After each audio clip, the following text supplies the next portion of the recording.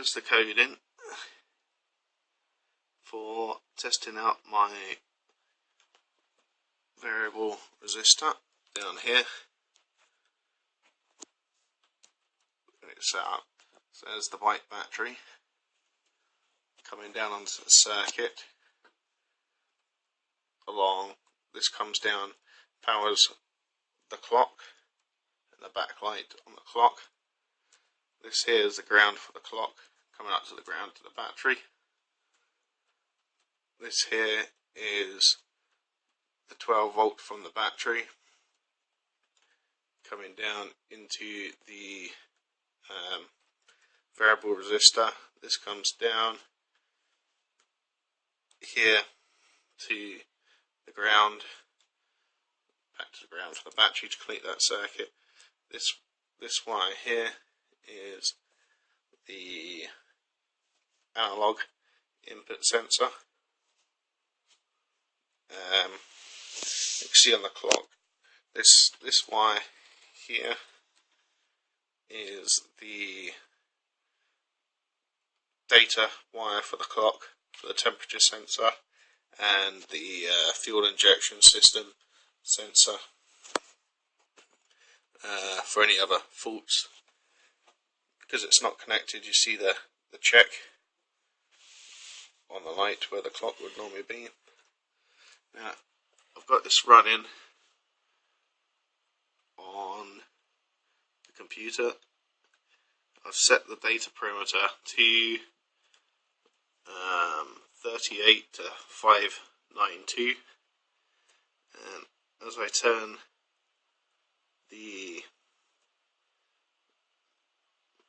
variable resistor, you can see I've got the parameters working fine. Now, using that code, let me just load up this. This here, using roughly the same coding, but it puts it all in with the checksum and everything else here. Let me take out that print line, so that won't work. Need to change this to the correct baud rate. Right, we'll connect the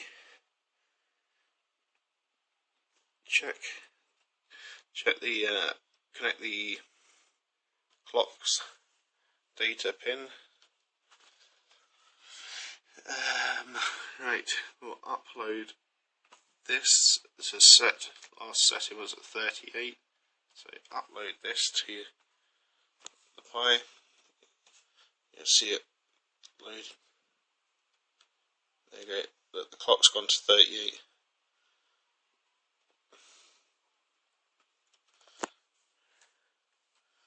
But it's gone to high, and as I turn this, it comes up and it changes. Reset the Pi. Arduino, I mean. What am I saying, Pi? Right, reset it. See, the temperature's changed. I've changed that.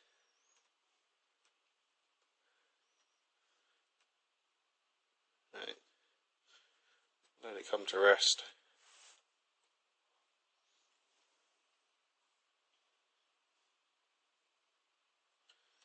It should go to dashes if it's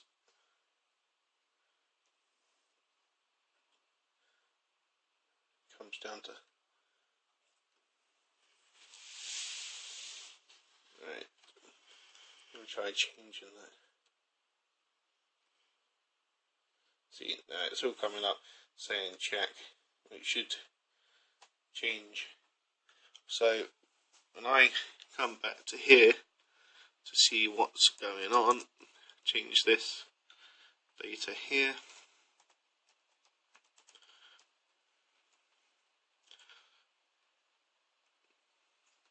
Stick in the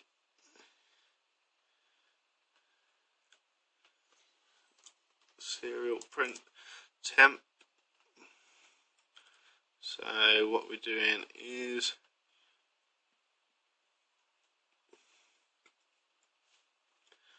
analog read comes to sense, val,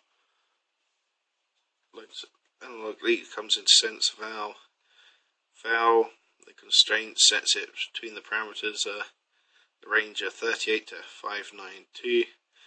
I was trying to remap that, but didn't need to, so it just remaps it to the smaller range.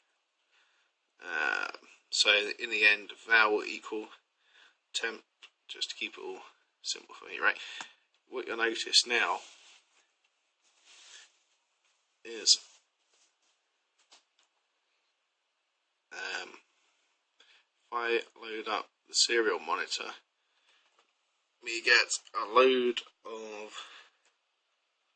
jargon.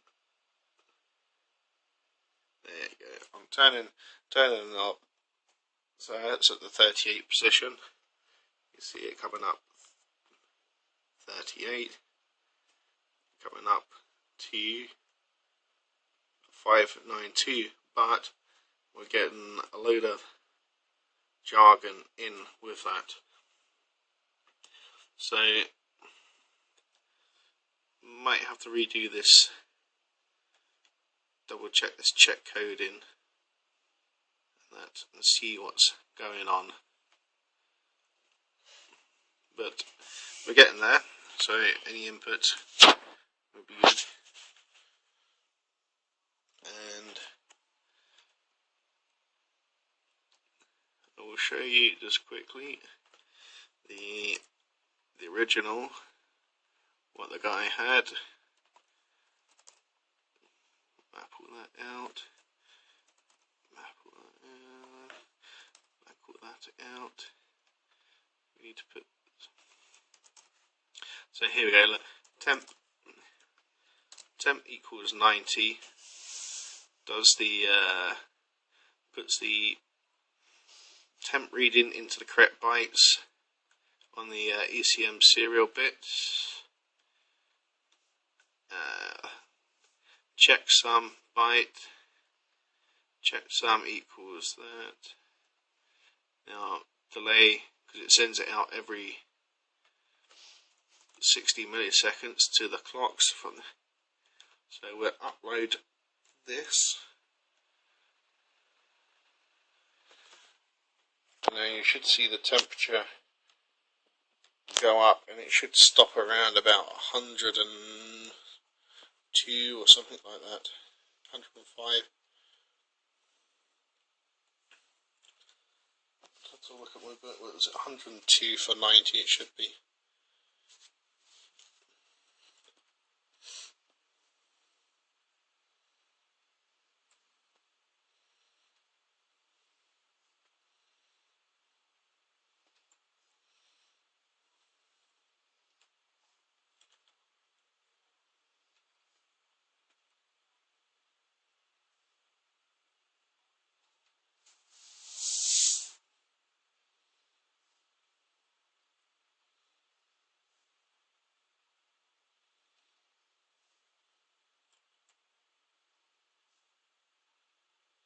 There you go, 102, and I'll show you what happens as well if you change the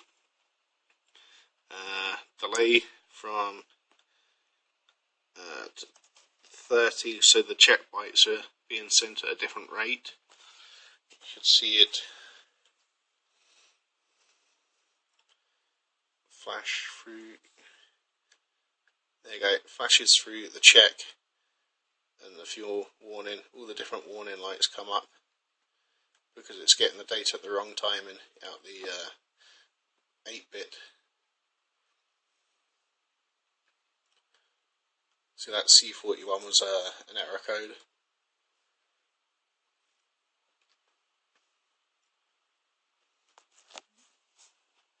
So back to 60 milliseconds.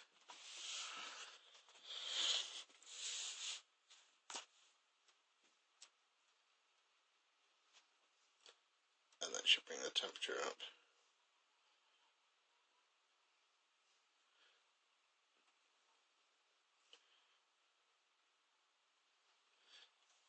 Might have to try it with a different resistor, but the variable resistor. But I'm trying to work out why it's chucking in all that garbage, giving it a dirty reading. Must be something to do with that coding. Any ideas, just let me know.